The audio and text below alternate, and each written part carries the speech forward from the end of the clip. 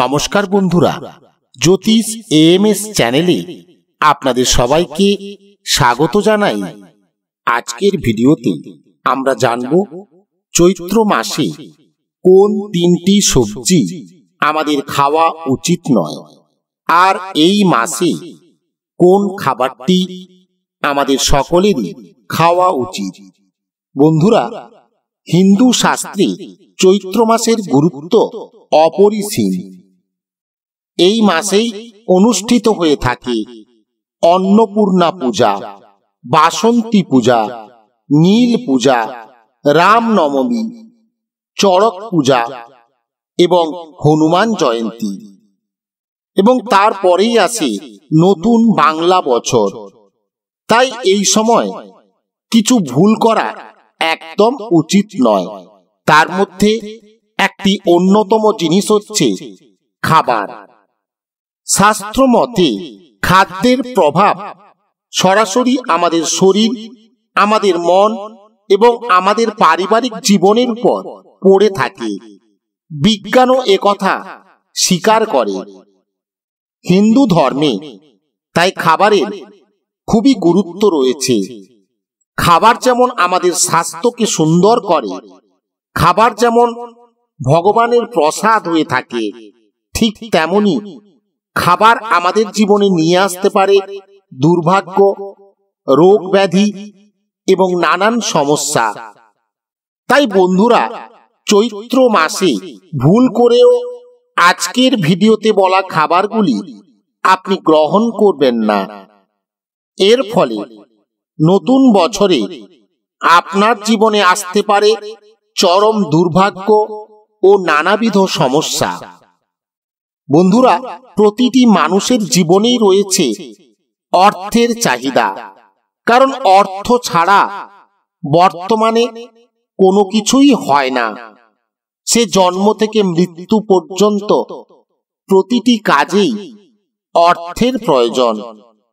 আর আমরা সবাই জানি, মা লক্ষ্মী হলেন ধনসম্পদের দেবী, অর্থের দেবী।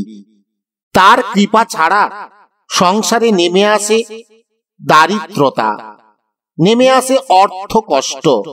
আজকের ভিডিওতে আমি আপনাদের জানাবো যে এই চৈত্র মাসে আপনি যদি এই তিনটি খাবার খান, তাহলে মা লক্ষ্মীর কৃপা থেকে আপনি বঞ্চিত হবেন। আর যদি এই খাবারগুলি আপনি এড়িয়ে চলেন, আপনার জীবনে আসবে আর্থিক উন্নতি, সুখ, সমৃদ্ধি, আপনার মান সম্মান সমাজে বৃদ্ধি পাবে।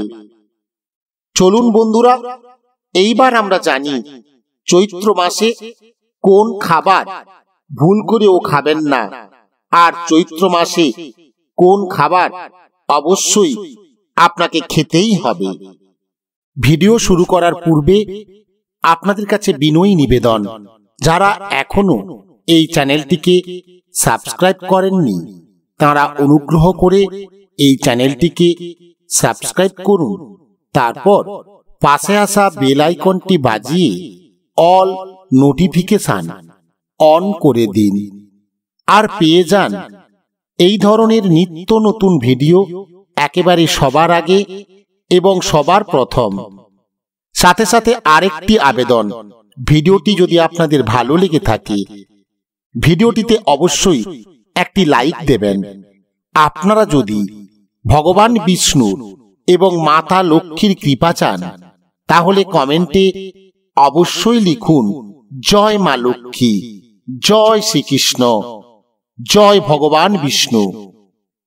বন্ধুরা, আমরা সবাই জানি চৈত্র মাসে আবহাওয়ার পরিবর্তন ঘটে। তাই এই সময় নানা রকম রোগ ব্যাধির প্রাদুর্ভাব দেখা যায়, যেমন বসন্ত, হাম, বিভিন্ন ধরনের চর্মরোগ, অ্যালার্জি, এছাড়া ঠান্ডা গরম লাগা তো আছেই। এছাড়া দেখা যায় পেটের গন্ডগোল। তাই এই মাসে আপনারা অবশ্যই এই সমস্যার হাত থেকে রক্ষা পাওয়ার জন্য এই খাবারগুলি গ্রহণ করুন। চৈত্র মাসে সজনে ফুল, সজনে ডাঁটা, নিম পাতা, উচ্ছে অর্থাৎ তেতো জাতীয় খাবার অবশ্যই খাবেন। যদি পান পাট শাক ও মেথি শাক অবশ্যই এই মাসে খাবেন। এই মাসে দুধ যতটা কম খাওয়া যায় দেখবেন। তার বদলে আপনি খেতে পারেন টক দই, ফলের রস। এগুলি শরীরের পক্ষে অত্যন্ত ভালো। বন্ধুরা, এরপর আপনাদের জানাবো এই মাসে ভুল করেও আপনি কি কি জিনিস খাবেন না। বন্ধুরা, এই চৈত্র মাসে ভুল করেও শিম খাবেন না, মূলো খাবেন না, কারণ এই সবজিগুলির মধ্যে নানান ধরনের ব্যাকটেরিয়া বাসা বেঁধে থাকে।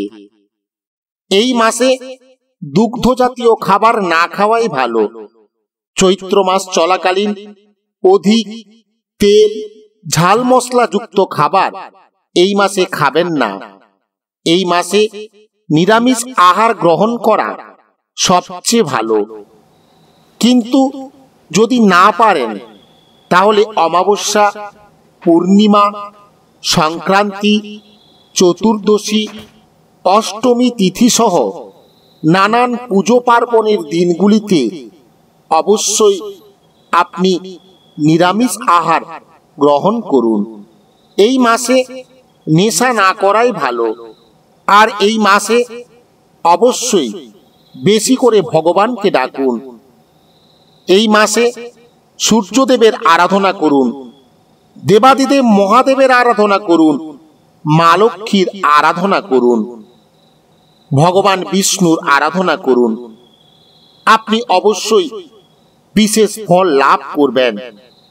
এই মাসে এই নিয়মগুলি আপনারা অবশ্যই মেনে চলুন। দেখবেন আপনার জীবন থেকে নানান সমস্যা দূর হবে। মা লক্ষ্মীর কৃপাতে আপনার আর্থিক উন্নতি ঘটবে। আপনি অপার সুখ, সমৃদ্ধি এবং মান সম্মান পাবেন। বন্ধুরা, ভিডিওটি যদি ভালো লেগে থাকে ভিডিওটিতে অবশ্যই একটি লাইক দেবেন। আপনারা যদি ভগবান বিষ্ণু এবং মাতা লক্ষ্মীর কৃপা চান তাহলে কমেন্টে অবশ্যই লিখুন জয় মা লক্ষ্মী, জয় শ্রীকৃষ্ণ, জয় ভগবান বিষ্ণু। বন্ধুরা, আজকের ভিডিও এখানেই শেষ করছি। আবার আসবো নতুন কোনো ভিডিও নিয়ে আপনাদের কাছে।